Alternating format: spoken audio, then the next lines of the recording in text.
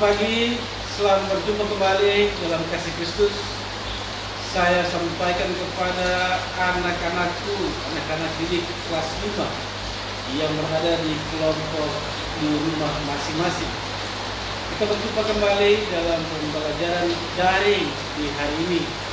Pertemuan yang kedua, yang ketiga yang akan terjadi saat ini. Dan karena itu, sebelum kita mulai akan pembelajaran kita hari ini, mari kita tunduk sejenak untuk berserah diri kepada Tuhan dalam doa kita kepadanya. Kita berdoa. Allah dalam Yesus, terima kasih Tuhan atas perjumpaan yang terjadi saat ini. Dan kami hendak memulai proses pembelajaran ini Bapa. Curahkan Roh Kudus menyertai kami, Bapa, dan juga anak-anak di kelompok mereka di rumah masing-masing. Kepada anak-anak didik kelas 5 supaya proses pembelajaran pendidikan agama Kristen dan hidup pekerti yang terlangsung ini berkenan di hadapan Tuhan dan menjadi berkat kepada hidup mereka di masa depan yang mereka dapat. Dalam nama Tuhan Yesus Kristus kami berdoa. Amin. Ya anak-anak sekalian, tujuan pembelajaran kita hari ini, nanti anak-anak membacanya di depan atau di depan layar nanti tentang tujuan pembelajaran yang harus kita capai di hari ini. Kemudian dalam pertemuan yang ketiga ini kita akan berbicara tentang kasih Allah kepada dunia. Nah, anak-anak sekalian, di dalam pertemuan yang sudah kita lewati beberapa waktu yang lalu, Pak Guru pernah mengisahkan tentang dosa, akibat dosa, dampak dari dosa yang disertai dengan contoh dari akibat dosa itu dalam kisah Kain dan Habel. Nah, anak-anak sekalian, Tuhan Allah menghukum manusia akibat dari dosa dan pelanggaran yang mereka lakukan.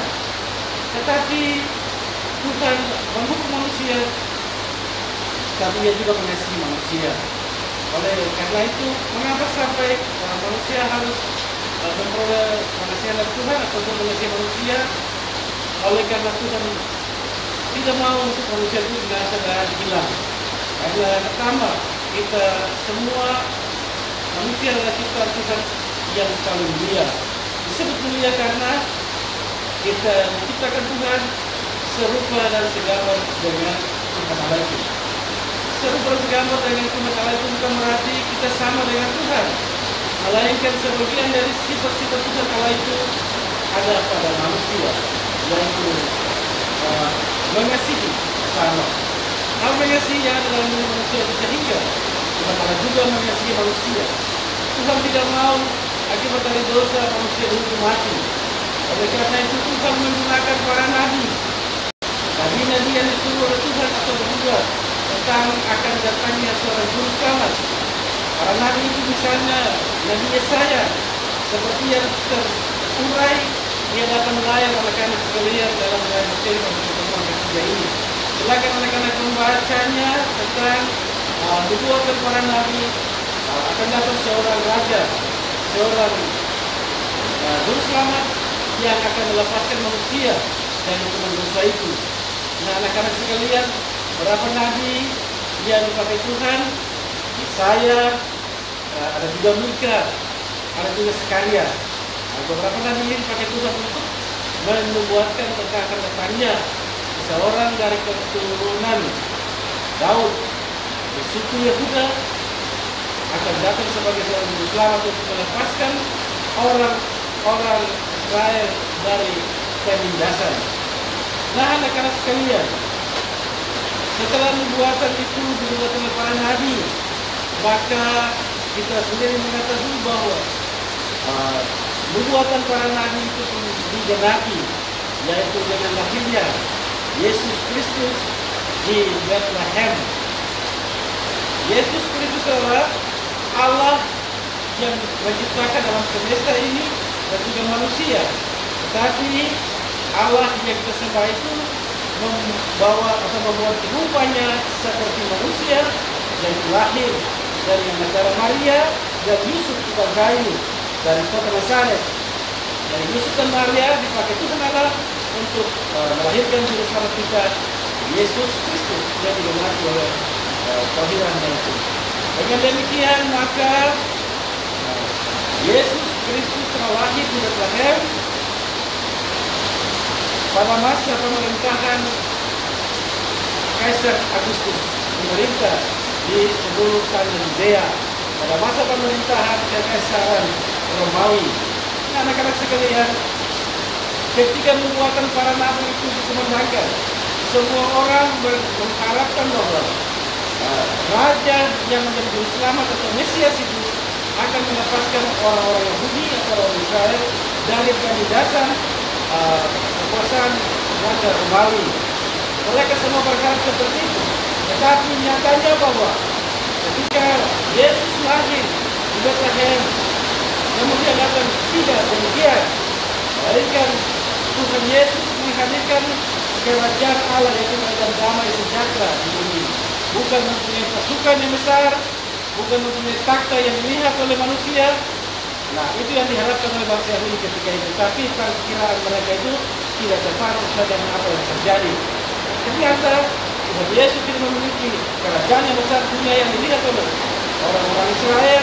Dia tidak memiliki kuasa melebihi kekuasaan Roma. Hanya kerajaan damai sejahtera itu yang dibawa oleh Tuhan Yesus dalam dunia bagi semua orang. Dan bangsa Israel dipakai sebagai bangsa pilihan Tuhan untuk lahirnya juru selamat kita, Yesus Kristus. Nah, anak-anak sekalian, aku guru akan cerita sedikit singkat saya tentang proses kelahiran Yesus itu untuk menggenapi 10 hukum Taurat dan kitab para nabi. Nah, anak-anak sekalian, tujuan utama Yesus datang ke dunia adalah dua hal. Yang pertama, menebus dosa manusia, menjadikan dirinya sebagai domba sembelihan untuk menebus dosa manusia. Yang kedua adalah menggenapi seluruh hukum Taurat dan kitab para nabi, digenapkan dalam diri Yesus Kristus. Nah, anak-anak sekalian, awal perjumpaan Pak Guru dengan anak-anak di hari ini telah Pak Guru jelaskan bahwa Tuhan menggunakan para nabi itu. Sekarang terwujudlah nubuatan para nabi itu dengan lahirnya Yesus Kristus. Kisah kelahiran Yesusnya begini. Pada masa pemerintahan Kaisar Agustus memerintah di Kekaisaran di daerah Yudea, bagian dari Kekaisaran Romawi, maka diadakan sensus penduduk. Masing-masing orang mendaftarkan dirinya di kota mereka masing-masing. Maka Yusuf dan Maria pun menuju ke Bethlehem untuk mendaftarkan diri sebagai keturunan dari suku Yehuda pada masa itu. Dan ketika tiba di Bethlehem, semua tempat-tempat atau rumah-rumah penduduk di Bethlehem telah penuh karena semua orang harus menuju ke Bethlehem mendaftarkan diri, yang disebut sensus penduduk. Nah, akibat dari tempat penginapan dan juga rumah-rumah penuh, maka Maria dan Yusuf tidak mendapat tempat. Mereka harus mencari tempat perteduhan. Akhirnya mereka tinggal di sebuah kandang domba. Di kandang domba itulah Yesus lahir, di tempat yang hina itu. Disebutkan dalam cerita kelahiran Tuhan Yesus bahwa bayi Yesus dilahirkan, kemudian mereka meletakkan bayi Yesus itu di palungan. Apa itu palungan? Palungan adalah tempat makan ternak. Jadi dalam kandang itu mereka buat lagi tempat kecil untuk taruh tempat makan ternak di situ. Jadi rumput-rumput yang segar dibawa ke tempat itu untuk dimakan oleh domba atau hewan yang ada dalam kandang itu. Nah, tempat makan ternak inilah yang disebut palungan itu. Bayi Yesus diletakkan di dalam palungan. Kemudian pada saat kelahiran Tuhan Yesus itu terjadilah berita bahwa para gembala yang berada di taman di Efrata atau padang gurun, padang namanya padang Efrata, mereka melihat terang yang besar, lalu malaikat Tuhan menjumpai mereka, mengabarkan berita seketika bahwa hari ini telah lahir bagimu juru selamat, yaitu Kristus Tuhan di kota Daud. Maka mereka pun berbondong-bondong menuju ke Bethlehem menjumpai Yusuf, Maria, dan bayi Yesus yang ada dalam kandang domba itu dan menyembah.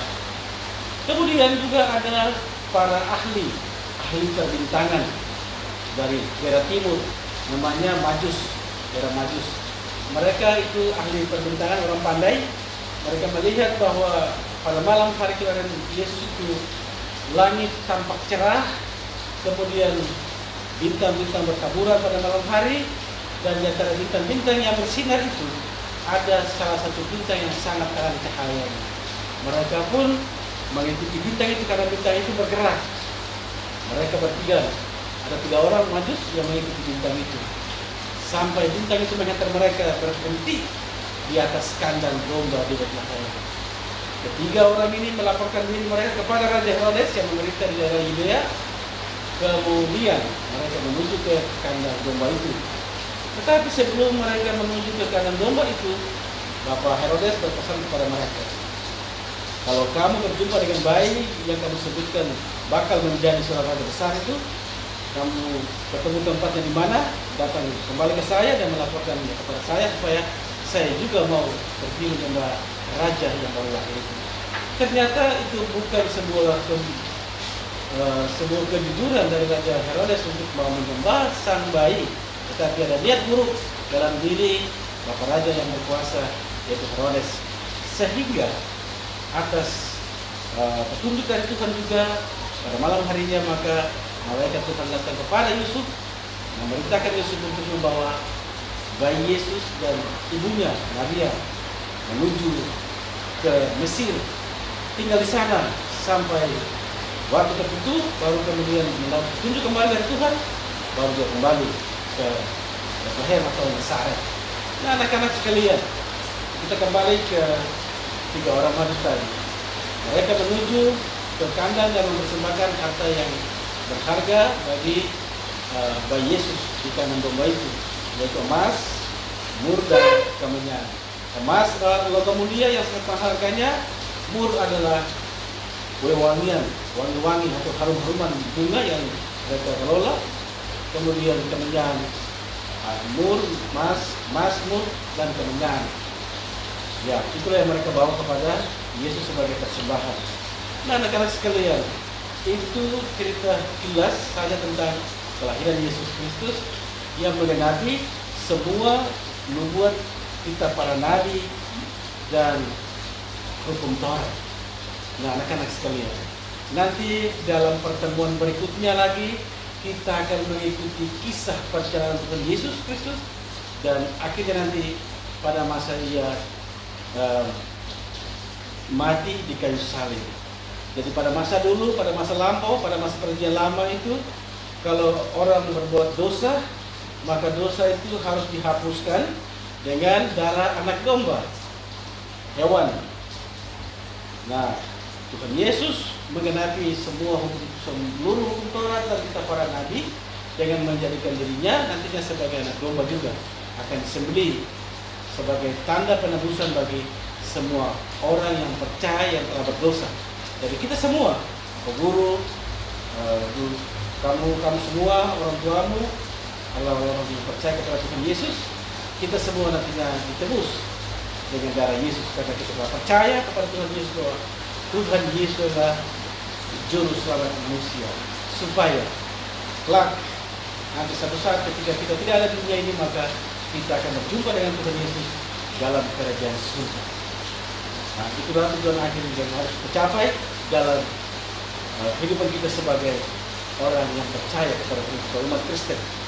Nah, anak-anak sekalian, ada beberapa pertanyaan setelah anak-anak membaca teks di layar ini. Ada beberapa pertanyaan yang intinya anak-anak harus menjawabnya. Nanti pada waktunya Pak Guru akan menjumpai anak-anak di kelompok masing-masing untuk mengumpulkan pertanyaan, jawaban dari pertanyaan itu.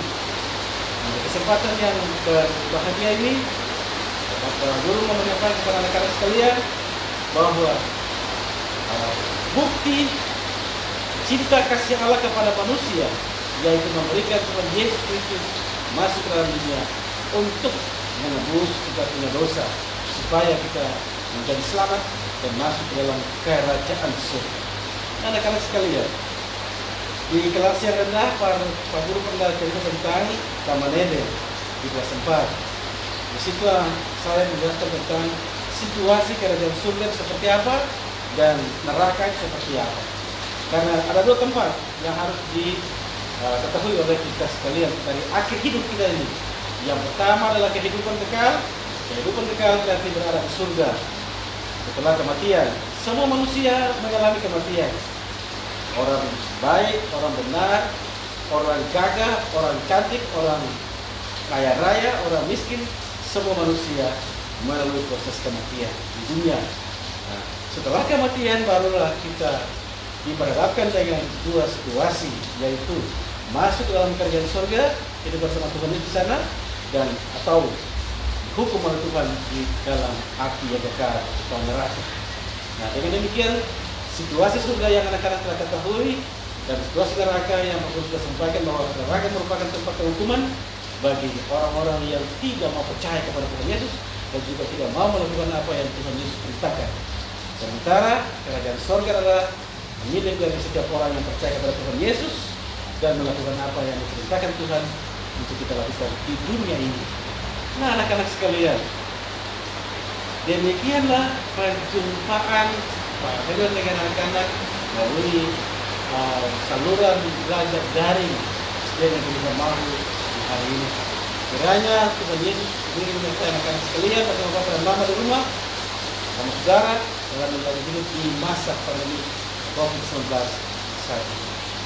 Demikian ulasan Pak Helen di pagi ini, dan anak-anak sekalian, segala petunjuk yang sudah disampaikan oleh pimpinan sekolah, para guru atau juga Bapak Prator untuk apa yang harus anak-anak lakukanlah itu supaya lewat belajar daring ini anak-anak akan memahami lagi tentang akhir dari ini seperti apa, sesuai yang anak-anak pelajari lewat materi yang akan ditayang oleh Bapak Prator kita.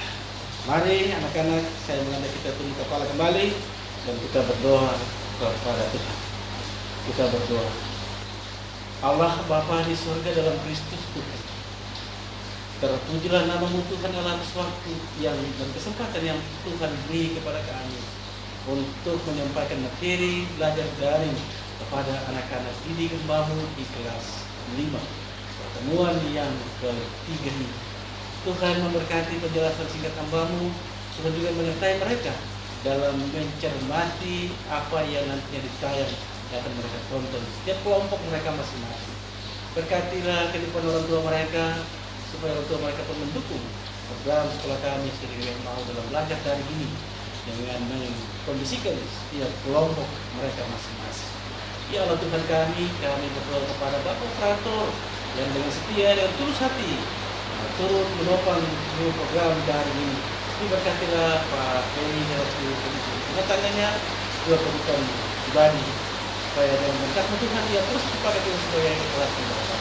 Ini kebesaran nama Tuhan Yesus dalam seluruh kehidupan kami dan bagi masa depan generasi penerus gereja Tuhan dan anak-anak bangsa kami di lingkungan sekolah dasar negeri Tuhan Maha. Wali kelas 5 pun diberkati Tuhan supaya semua kami menjadi berkat bagi bangsa. Ampuni kami Tuhan kalau kami salah, kami kedapatan keliru dan tidak melakukan apa yang Tuhan kehendaki dalam kata, kira dan perbuatan kami.